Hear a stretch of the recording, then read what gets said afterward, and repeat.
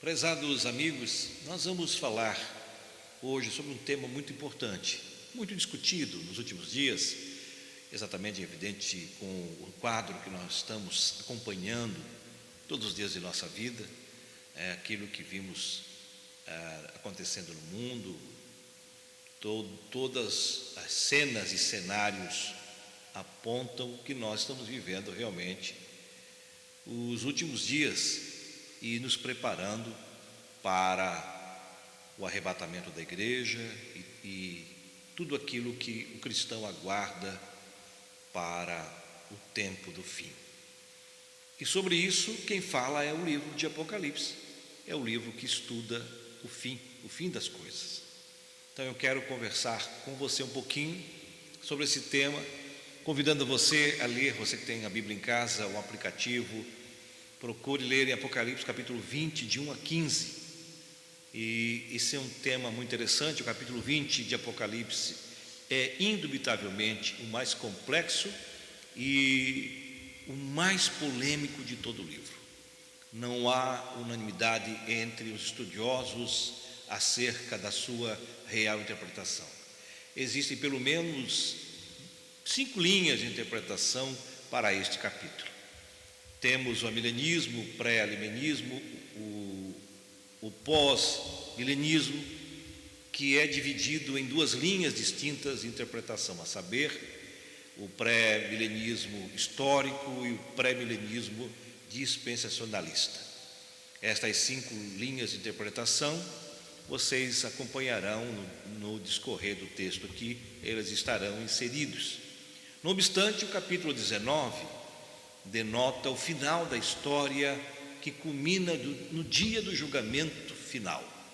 Em contrapartida, o capítulo 20 não segue a ordem dos fatos de modo sequencial. Antes, ele retorna ao princípio da atual dispensação em que estamos acompanhando nos dias de hoje. Então, como diz alguns estudiosos, como por exemplo William Hendrickson, ele elucida a conexão entre os capítulos 20 e 19 é semelhante à que nós também encontramos no capítulo 11 e 12 e também 18, que anuncia o tempo dos mortos para que sejam julgados, ou seja, o fim é chegado. Todavia, no capítulo 12 nós voltamos a um belo cenário que é do período do Novo Testamento, pois o versículo 12:5 descreve o nascimento e a ascensão e a coroação de nosso Senhor Jesus Cristo.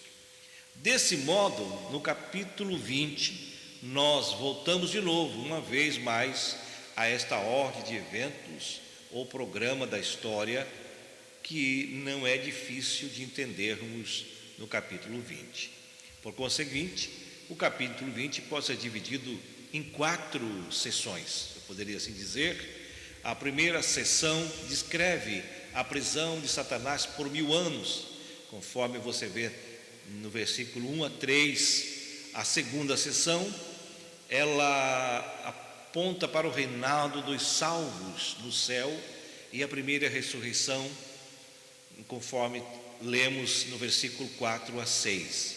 A terceira sessão enfatiza o fim de Satanás, versículos 7 a 10. E por fim, a quinta sessão alude e fala sobre o julgamento final, conforme o versículo 11 a 15. Existem 4 cenas neste capítulo que diferem entre si, mas os que estão intrinsecamente relacionados nós já falamos. A primeira e a segunda cena ocorrem atualmente com a prisão de Satanás e o reinado dos salvos no céu em Cristo Jesus. Já a terceira e a quarta cena, eles seguem sequencialmente com a libertação de Satanás e seu fim e o julgamento final. Nós vamos então explanar um pouco sobre esse tema. Vamos falar então sobre a prisão de Satanás por 1000 anos, conforme Apocalipse 20, de 1 a 3, que fala primeiramente sobre as características da prisão de Satanás, versículo 1 a 3, e aí nós vamos discorrer um pouco. Conforme é dito na passagem, João tem uma visão. O apóstolo vê um anjo descendo do céu que tinha na sua mão a chave do abismo e uma grande corrente. Entre abismos, segundo os capítulos 9, 1, 11 e o capítulo 11, 7 e o 20, de 1 a 2, diz que é um poço que tem uma tampa que pode ser aberta, fechada e selada. Simultaneamente é visto por João que o anjo não tinha somente a chave que abre e fecha este poço, mas também uma corrente. Note que este fato faz alusão e nos remete ao evento da derrota e queda de Satanás e também dos seus anjos na terra após o nascimento, obra e ascensão de Jesus. Por consequente, agora nesta cena, o anjo do Senhor dominou, prendeu o dragão, a antiga serpente que é o diabo, Satanás, facilmente, sem nenhuma resistência, e o lança num abismo, fechando e selando-o para que ele não pudesse mais enganar as nações até que se completasse os 1000 anos. Sendo assim, o que significa a prisão de Satanás, juntamente com todas as suas características? O abismo que foi aberto pelo anjo que tinha a chave em suas mãos e a grande corrente na qual ele prendeu Satanás, lançando-o no abismo, fechando e salvando-o, não deve ser entendido literalmente. O verbo prendeu no grego significa exercer poder, tornar em custódia. Este verbo possui várias aplicações em sentido literal ou figurado, dependendo do contexto. Portanto, aqui em Apocalipse, o sentido da prisão de Satanás denota para todos nós que estudamos o texto algo interessante. Ambos os termos, prendeu, fechou, selou, o abismo, significa o que? Limitação, ou seja, denotam um ser limitado que Satanás tem para agir. Bom, nós vamos dando sequência, nós vamos falar agora sobre a natureza e a prisão de Satanás. Se a prisão de Satanás no abismo acorrentado não é literal, mas simbólico, como então entender a natureza desta prisão? A prisão de Satanás, prezado amigo, é um evento que ocorreu na primeira vinda de Cristo. Vejamos algumas passagens que comprovam este fato.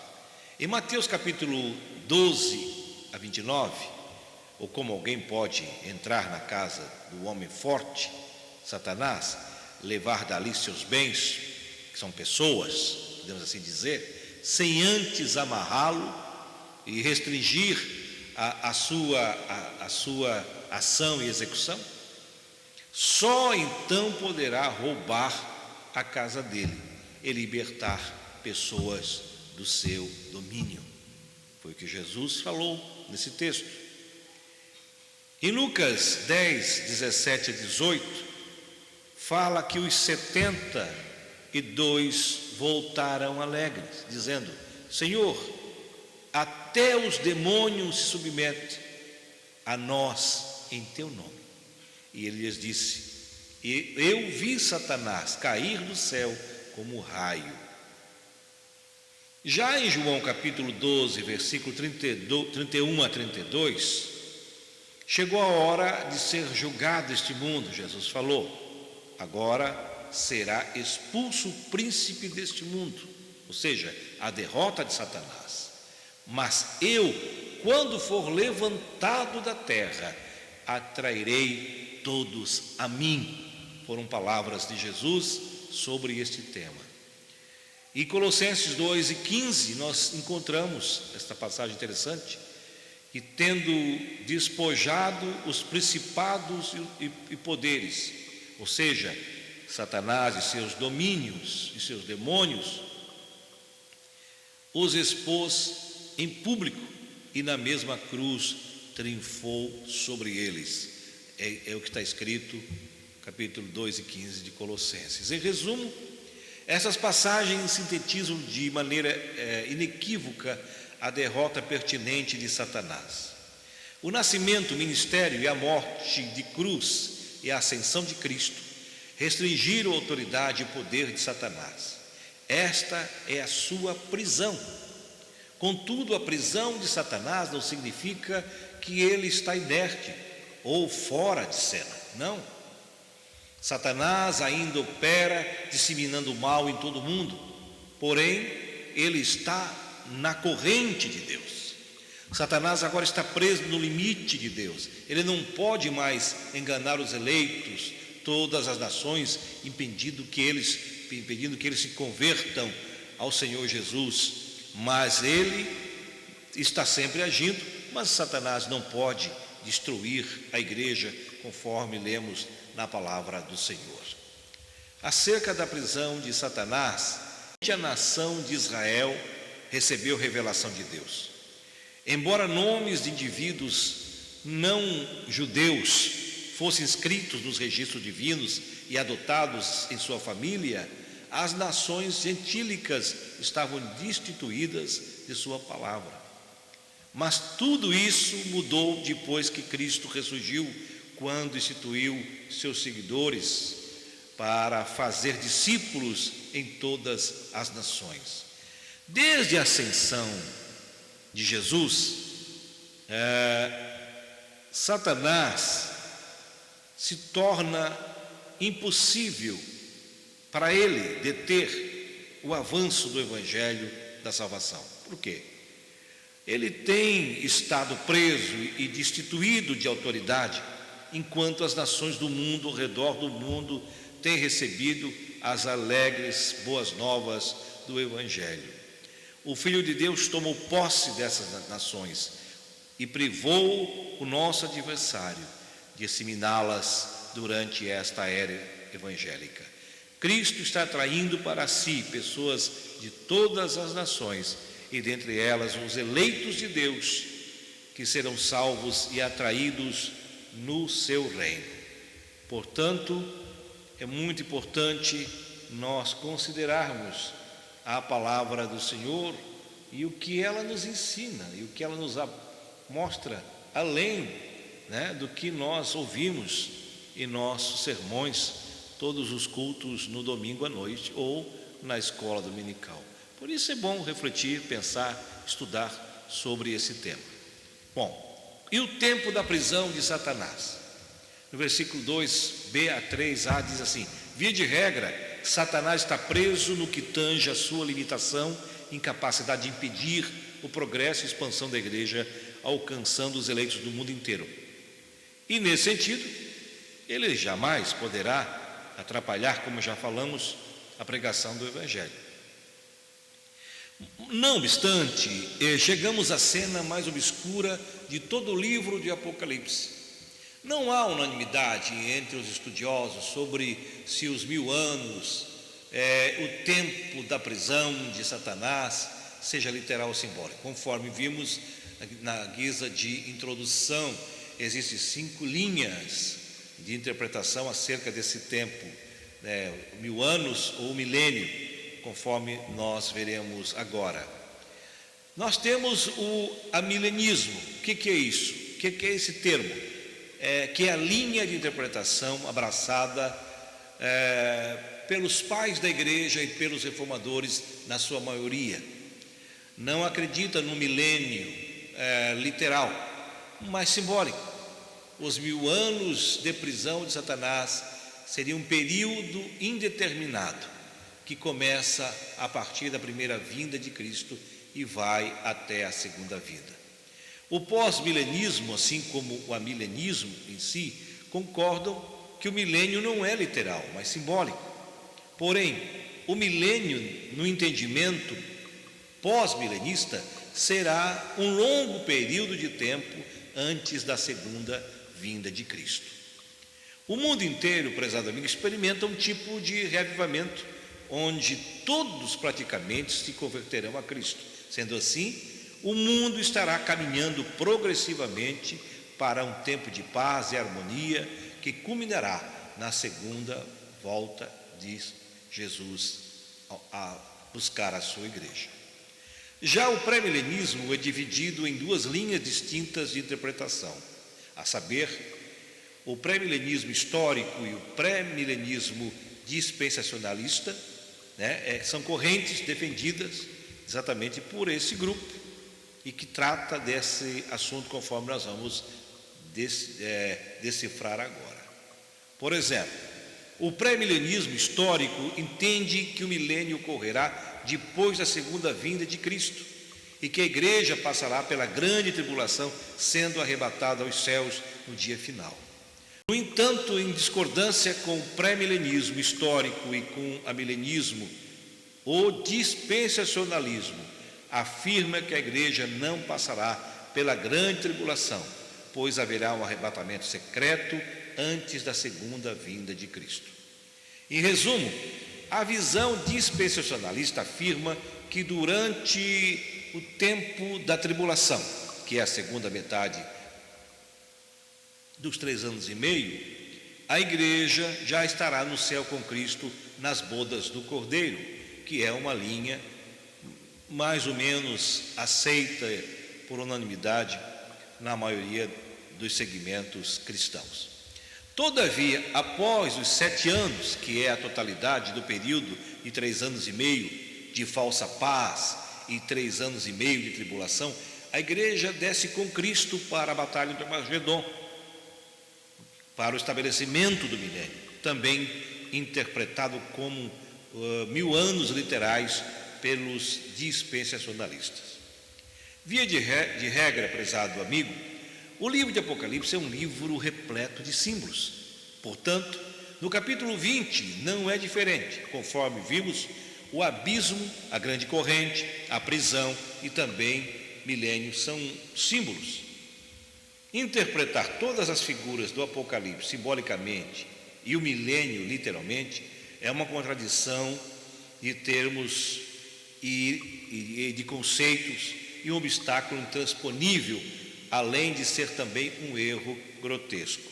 Contudo, a melhor interpretação para o milênio não é entendê-lo como 1000 anos literais, mas simbolicamente representando um período de tempo indeterminado. Esta é a interpretação da linha amista, abraçada pela maioria dos reformadores. Já Antônio Heckman, com muita propriedade, ele escreve: sabemos que o número 10 significa plenitude, e visto que 1000 é 10 elevados à terceira potência, nós podemos pensar que a expressão 1000 anos é uma representação de um período completo, período com muito tempo, longo tempo de duração indeterminada. Por isso é muito importante nós entendermos essa passagem, esse conceito. E podemos chegar à conclusão de que esse período de 10.000 anos que se estende desde a primeira vinda de Cristo até muito pouco tempo antes da segunda vinda era realmente chamado de um período completo.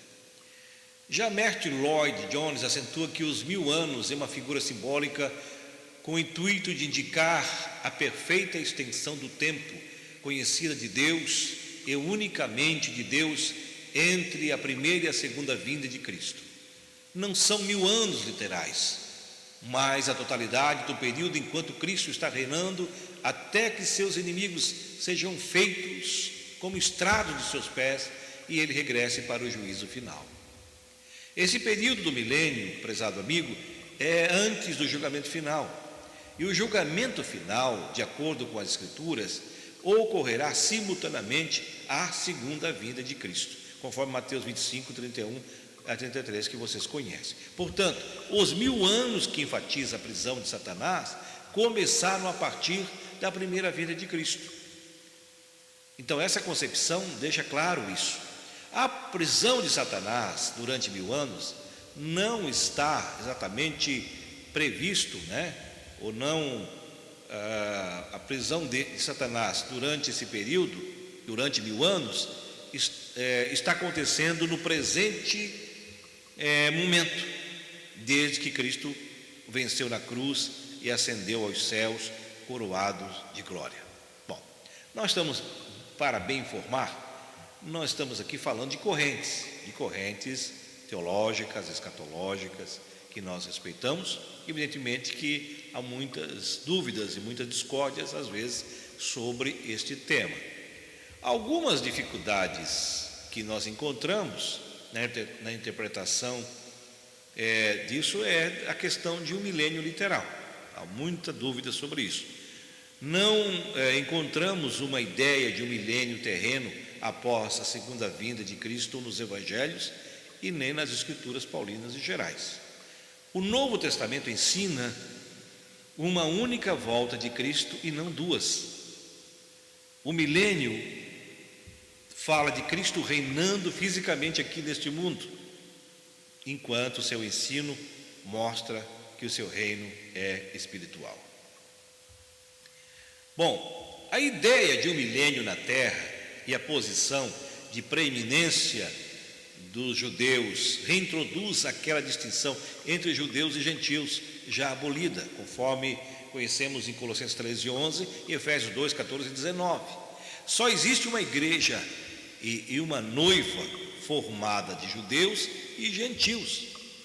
A ideia do milênio terreno ensina que haverá pelo menos 2 ressurreições, uma de crentes antes do milênio e outra de ímpios depois do milênio, e isto está em oposição ao que restante, o que fala a Bíblia, da Bíblia ensina em João 5:28-29 e outros versículos que nos ensina sobre esse tema. A ideia do milênio cria grande dificuldade de convivência do Cristo glorificado com os santos glorificados, vivendo com homens ainda na carne, conforme Filipenses 3:21.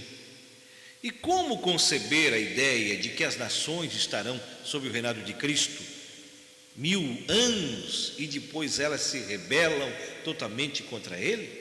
Bom, todo o ensino do Novo Testamento é que o juízo é universal e segue imediatamente a segunda vinda, mas a crença no milênio terreno, o juízo acontece 1000 anos depois da segunda vinda, e só os incrédulos realmente estarão participando, conforme o Apocalipse nos mostra no seu conteúdo. Bom, a libertação de Satanás.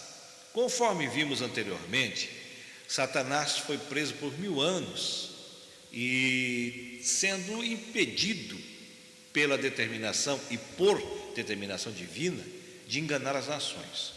Todavia, depois de se completar esses 1000 anos, segundo a palavra, será liberto da sua prisão por pouco tempo apenas, pois é necessário que isso aconteça.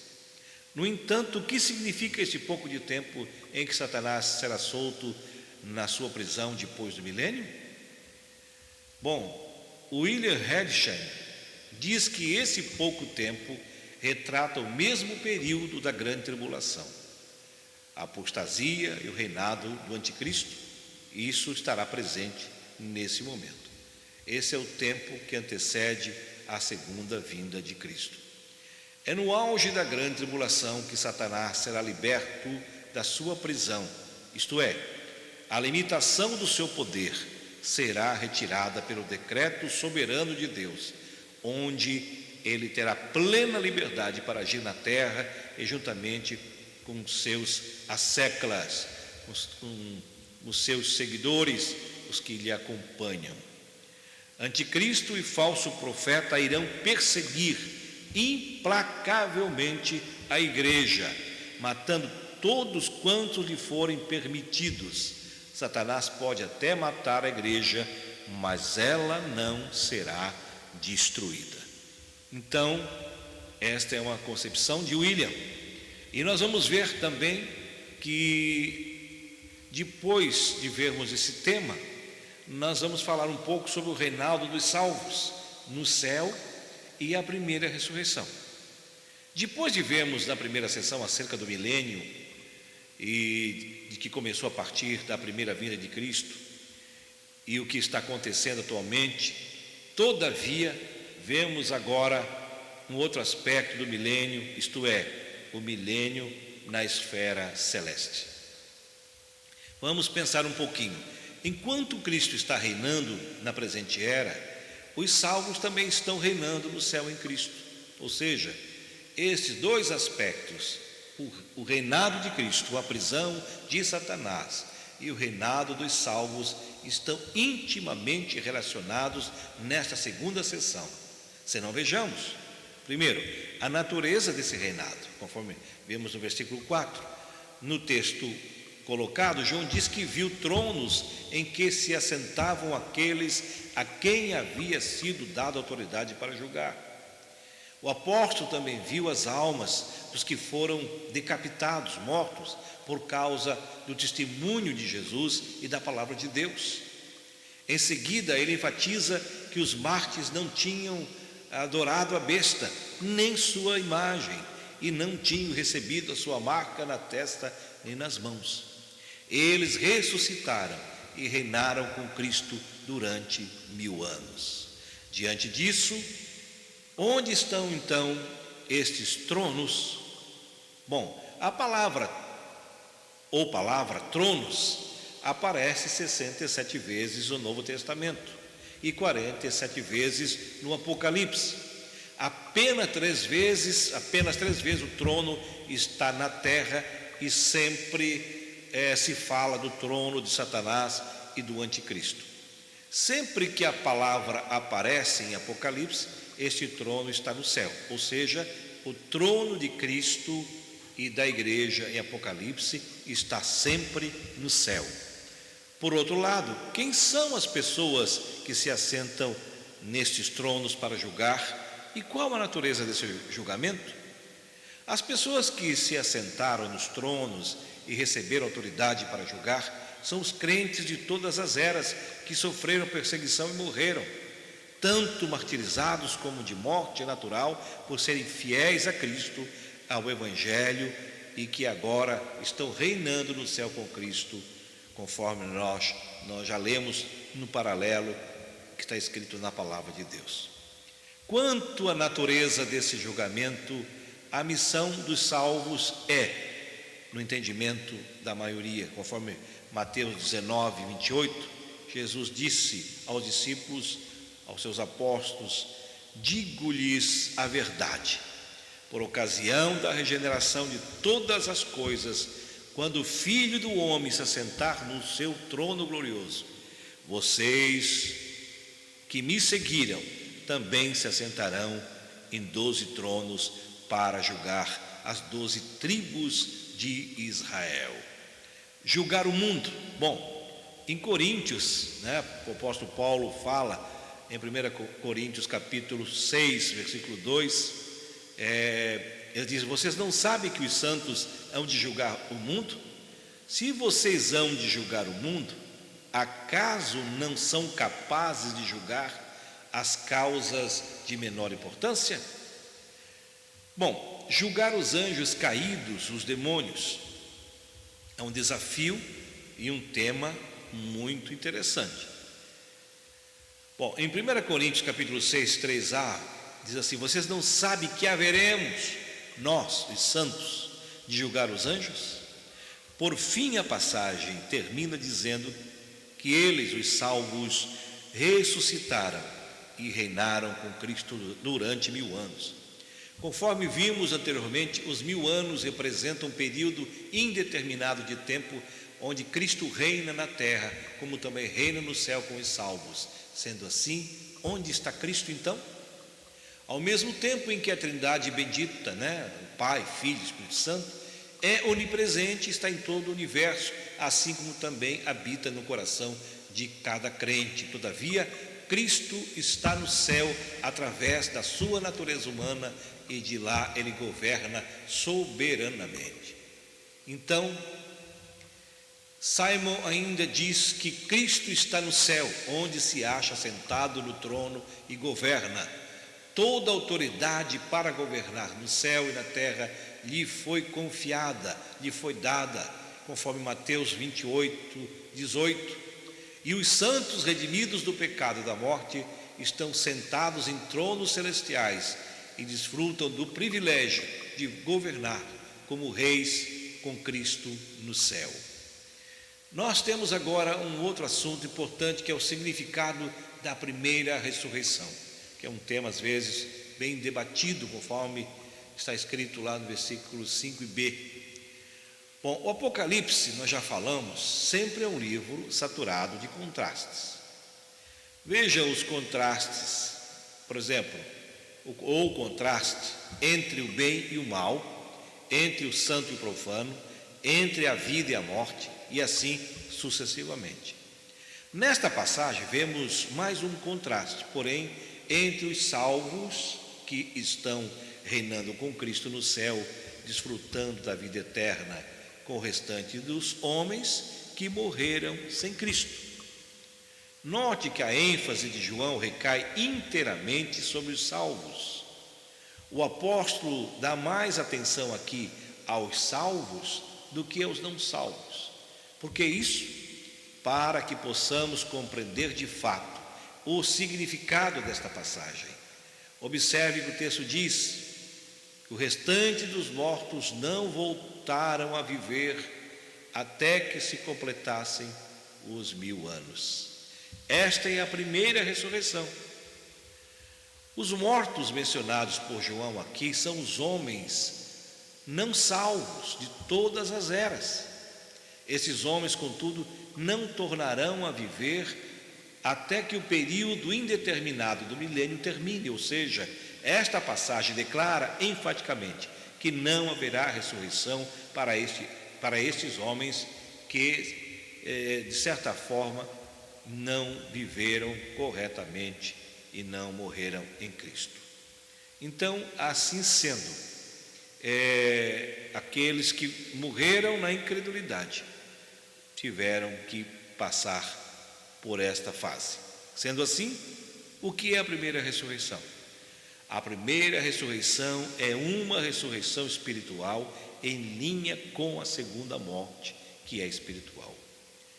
Apenas aqueles que nascem somente uma vez, pelo nascimento físico, no caso, os incrédulos, eles morrem 2 vezes, uma física e outra eternamente. E os que nascem 2 vezes morrem somente uma vez pela morte física, e esses últimos são os crentes em Cristo Jesus. Dando sequência, portanto, vale dizer que a primeira ressurreição descreve o novo homem. A primeira ressurreição é o novo nascimento. Todos quantos nasceram do Espírito ressuscitaram com Cristo Jesus.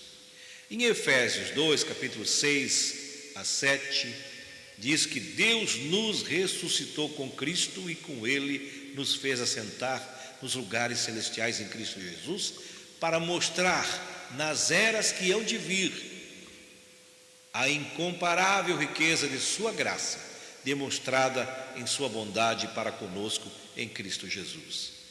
Eu lhes asseguro, quem ouve a minha palavra, disse Jesus no capítulo 5 e 24 de João, quem ouve a minha palavra e crê naquele que me enviou, tem a vida eterna e não será condenado, mas já passou da morte para a vida.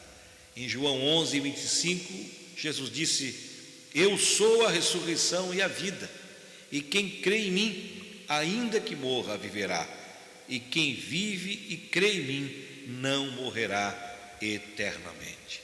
Quem não passa por esta ressurreição espiritual, morre tanto fisicamente como eternamente, e não ressuscitará fisicamente, tendo a glorificação do corpo, para a vinda eterna do Senhor Jesus. Certamente, esta é a segunda ressurreição na qual João omitiu nesta passagem que é de caráter físico. Bem, vamos falar um pouquinho também sobre o fim de Satanás, conforme o capítulo 27 do livro que já citamos, que fala sobre a libertação. Bom, após completar o tempo da prisão de Satanás, isto é, os 1000 anos, ele será liberto da sua restrição. Será no tempo da grande tribulação em que Satanás terá plena liberdade concedida por Deus para agir na terra, disseminando com toda a veemência o engano e executar os seus planos malignos e finais contra a igreja. Satanás, juntamente com os seus asseclas, anticristo e falso profeta, eles, sabendo que terão pouco tempo que lhe resta antes de ser lançado no lago do fogo, eles farão o possível para oprimir, perseguir e matar todo crente que puder. E virão agora, então, ou virá, podemos assim dizer, a batalha final. Além de oprimir, perseguir e matar muitos crentes no período da grande tribulação, Satanás também irá enganar as nações de todo o mundo, Gog e Magog, pois seu intuito é reuni-las para uma grande batalha contra a igreja. Por conseguinte, o número de pessoas que se reunirão para este evento final será como a areia do mar. Satanás irá enganar e reunir para a batalha final os seus exércitos do mundo todo. Satanás será o general e irá controlar o seu numeroso exército maligno contra a igreja. Todo mundo iníquo vai perseguir a igreja. A perseguição será mundial e o último ataque do dragão será contra a igreja. Conforme sabemos e conforme já entendemos que isto está previsto. No termo Gog e Magog, são termos extraídos de Ezequiel 38 e 39, que dão ênfase a um poderoso exército que saiu do norte para invadir Israel. A expressão como areia do mar significa um grande número de pessoas. Esta batalha mencionada aqui é a mesma descrita no capítulo 19, versículo 19 a 21. E João aqui está apenas mostrando outros detalhes da mesma batalha, porém numa outra cena. Esta batalha final é chamada de Armagedon, que também não deve ser entendida literalmente como lugar específico, mas como um símbolo que denota o livramento de Deus para o seu povo em meio às prementes batalhas contra seus inimigos. Via de regra, Armagedon é descrito em outras 2 cenas além desta. Primeiro, no derramar das 7 taças da ira de Deus, e em segundo, na queda de Babilônia. Entretanto, essas não são 3 batalhas distintas. Nas 3 cenas anteriores, a batalha é a mesma. Embora o Armagedon esteja descrito em cenas diferentes, todavia, é no mesmo evento que os inimigos de Deus, Satanás, anticristo, falso profeta e ímpios, e todos eles juntos, e a morte, todos serão derrotados. As 7 taças da ira de Deus serão derramadas, e a queda de Babilônia e o julgamento final ocorre simultaneamente, conforme as descrições que já foram faladas em cenas diferentes. A derrota de Satanás. Depois que Satanás reunir todas as nações do mundo inteiro contra a igreja, o seu exército cerca o acampamento dos santos, que é a cidade amada, e o acampamento e a cidade não são lugares literais. Antes, eles representam os santos que enfrentam oposição dos inimigos espirituais diariamente sobre a terra. Simon ainda diz que ele ressalta que o acampamento é um termo militar, como o acampamento dos israelitas no deserto. Aqui, porém, Acampamento dos santos inclui os cristãos verdadeiros, dentre todos os povos, nações, línguas e raças. A referência é a igreja que enfrenta a inimizade espiritual do exército de Satanás. A cidade amada também se refere a Israel, ao povo de Deus, quando parecia não haver mais saída a não ser sucumbir por Satanás e seu exército. Deus intervém poderosamente, fazendo descer fogo do céu que destruirá todos os seus inimigos, livrando o seu povo. Então, são palavras e são promessas e são indícios para os tempos finais. O destino final de Satanás. Após a sua derrota, o destino final de Satanás será o lago de fogo. Não somente Satanás, mas o anticristo e o falso profeta serão também lançados vivos ao mesmo tempo no lago de fogo e serão atormentados eternamente. O fogo aqui, prezado irmão e amigo, não é literal, mas é símbolo de intensa dor e sofrimento. O lago de fogo é um lugar de sofrimento premente, tanto para o corpo como para a alma. Haja vista que Satanás não é o rei do inferno, conforme muitos acreditam. O lago de fogo foi preparado para ele e os demônios serem ali castigados eternamente pelos seus pecados contra Deus, conforme Jesus falou em Mateus 25, 41. Então, concluindo esse resumo, nós vamos falar agora sobre o julgamento final. Capítulo 20, de 11 a 15 de Apocalipse. Quem será o juiz no julgamento final? O trono branco fala da santidade e da justiça do juiz e do julgamento. Diante dele, do juiz, e o próprio universo se encolhe.